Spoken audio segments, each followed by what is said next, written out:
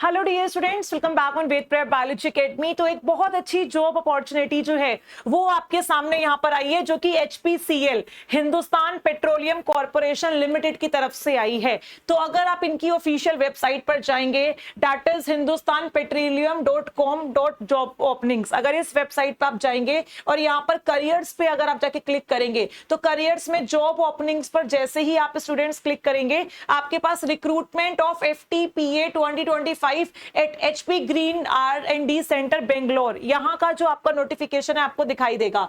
जैसे ही आप नोटिफिकेशन पर क्लिक करेंगे, ये पूरा का पूरा आर्टिकल जो है ये आपका क्या हो जाएगा, ओपन हो जाएगा। तो यहां पर डियर स्टूडेंट्स आपके पास एक अपॉर्चुनिटी जो है वो आई है, that is engagement of fixed term project associate. FTPA की जॉब अपॉर्चुनिटीज आपके सामने यहां पर आई है। अगर आप इसको इस तरीके से स्क्रॉल करेंगे तो पूरी की पूरी डिटेल्स जो है वो आपको यहां पर देखने के लिए मिलेंगी। भाई डिटेल्स में आपके लिए थोड़ा सा जूम कर देती हूं। आपका जो पोजीशन है वो FTPA का है, यानी कि फिक्स्ड टर्म प्रोजेक्ट एसोसिएट। ये आपका यहां पर क्या रहेगा, पोजीशन रहेगा, ये आपका जॉब पोजीशन है। और कौन कौन से कैंडिडेट यहां पर अप्लाई कर सकते हैं भाई, तो we are looking to hire dynamic and aspiring candidates with, आपकी जो एलिजिबिलिटी है वो क्या क्या दी हुई है, BSc वालों के लिए भी है, MSc वालों के लिए भी है, BE BTech वालों के लिए, डिप्लोमा वालों के लिए और PG डिप्लोमा वालों के लिए, यानी कि मल्टीपल स्टूडेंट्स के यहाँ पर जॉब अपॉर्चुनिटीज जो है वो आई है। और इन्होंने बताया है कि बेंगलुरु, यानी कि बेंगलुरु आपकी यहाँ पर क्या रहेगी, जॉब की लोकेशन रहेगी। तो ये जो आपके ऑनलाइन एप्लीकेशन फॉर्म है ये 15 अगस्त यानी कि इंडिपेंडेंस डे से स्टार्ट होने वाले हैं। लास्ट डेट आपकी 14 सितंबर 2025 है, यानी आप आराम से सब कुछ पढ़ के अपना 1 महीने तक फॉर्म जो है वो फिल कर सकते हैं। पहले हर चीज को आप अपने लेवल पर डिटेल में देखिए। मैं थोड़ा बहुत बेसिक इंफॉर्मेशन डियर स्टूडेंट्स आपको यहां पर दे देती हूं। एग्जाम की इंपॉर्टेंट डेट्स मैंने आपको बताई दी है। अगर हम जॉब डिस्क्रिप्शंस की बात करें तो यहां पर आपका क्या क्या है, जॉब्स की जो आपके पास पोजीशंस है उसमें आपका जो रोल रहेगा वो क्या क्या रहेगा।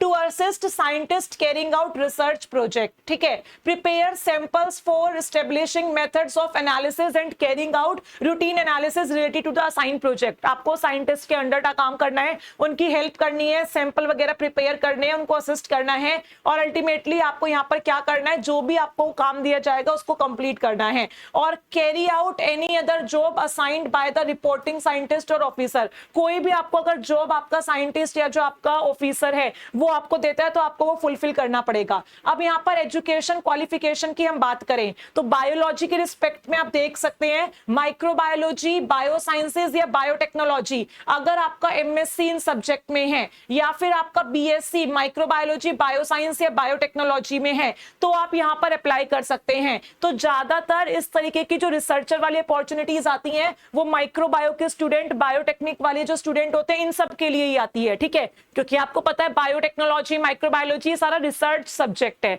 ज्यादातर बॉटनी जूलॉजी वालों बच्चों के लिए टीचिंग अपॉर्चुनिटीज अच्छी आती हैं और इन बच्चों के लिए रिसर्च की अपॉर्चुनिटीज अच्छी आती हैं। तो यहां पर डिटेल आपको बताया हुआ है। BE BTech के लिए क्या क्या एलिजिबिलिटीज चाहिए, PG डिप्लोमा के लिए क्या क्या एलिजिबिलिटीज हैं, और आपका खाली डिप्लोमा है तो भी ये स्टूडेंट्स यहां पर क्या कर सकते हैं, अप्लाई कर सकते हैं। All the candidates should have proof of award of applicable degree, diploma, certificate and mark sheet on or before last date of recipient of application। ऐसा नहीं है कि अगर आप ongoing है, आपका MSc चल रहा है या आपका BSc चल रहा है तब आप अपना अप्लाई कर रहे हो, नहीं, आपके पास अपना सब कुछ मार्कशीट वगैरह होना चाहिए 14 सितंबर को या उससे पहले पहले, ठीक है।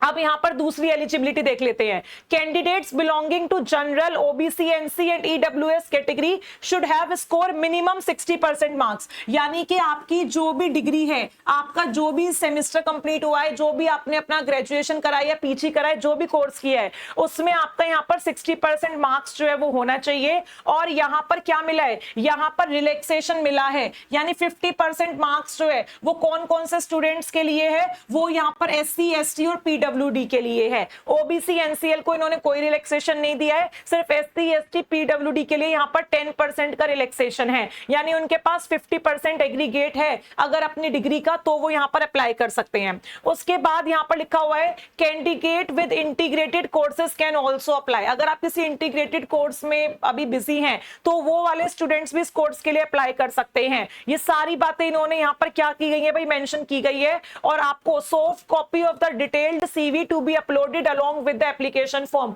आपको CV का जो सॉफ्ट कॉपी है वो भी यहाँ पर क्या करना है, वो भी यहाँ पर मेंशन करना है एप्लीकेशन फॉर्म के साथ, ठीक है। एज का जो एलिजिबिलिटी है वो देख लीजिए भाई, 20 years और below as on last date of recipient of application। 14 सितंबर 2025 को आपकी उम्र या तो एग्जैक्ट 28 साल या 28 साल से कम होनी चाहिए, बट यहां पर एज रिलैक्सेशन मिला है ओबीसी को, SC ST PWD को। जो भी गवर्नमेंट के रूल्स है, जितना गवर्नमेंट आपको रिलैक्सेशन देती है वो सेम इन्होंने यहां पर भी दिया हुआ है, ठीक है। All computations of age, relevant experience, requirement, qualification shall be done with respect to the last date of recipient of online registration। 14 सितंबर से पहले पहले जितने भी डॉक्यूमेंट्स है, जो भी चीजें आपसे मांगी गई हैं, वो सारे आपको यहाँ पर कंप्लीट करने हैं। देन यहाँ पर रिजर्वेशंस की बात की गई है कि जो आपका गवर्नमेंट का रूल है उसी के हिसाब से लगभग यहाँ पर कैटेगरी वाइज जो आपकी सीट्स हैं वो क्या है भाई, रिजर्व है। अब अगर आगे हम यहाँ पर बात करें भाई, ठीक है, आगे हम यहाँ पर बात कर लेते हैं, तो ये देखिए भाई नीचे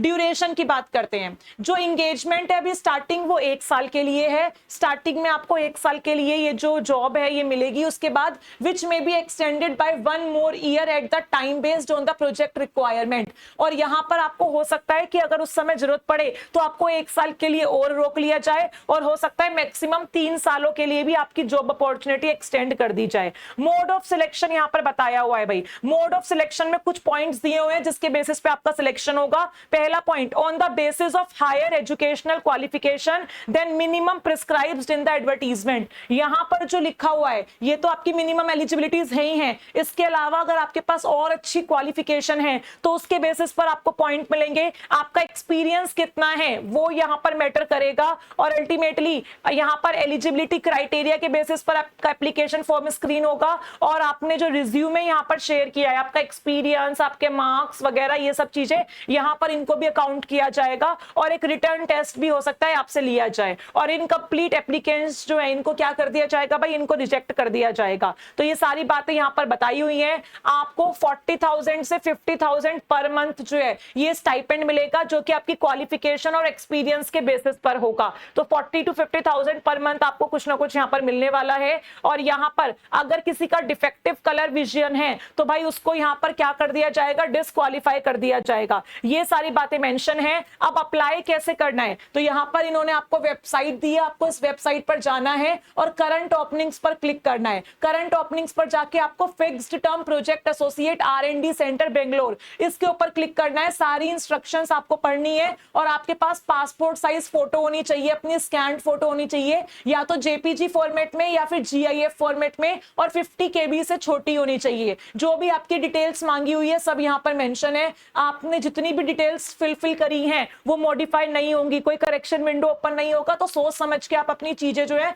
वो यहां पर अपलोड करना, ठीक है। तो ये सारी बातें इन्होंने स्टूडेंट्स यहां पर मेंशन कर दी है। तो आई होप आपको सारी चीजें पता चल गई हैं। आप इसको खुद भी जाइए और पढ़िए, और तब अगर आपको लगता है कि आप ये जॉब करना चाहते हैं, आप एलिजिबल हैं, तो आप इस फॉर्म को जरूर फिल कीजिए। So all the best aspirants, और अच्छी जॉब अपॉर्चुनिटी, एक अच्छा एक्सपीरियंस आपको मिलेगा अगर आप HPCL के साथ काम करेंगे, तो फिल आपको जरूर करना चाहिए, ठीक है।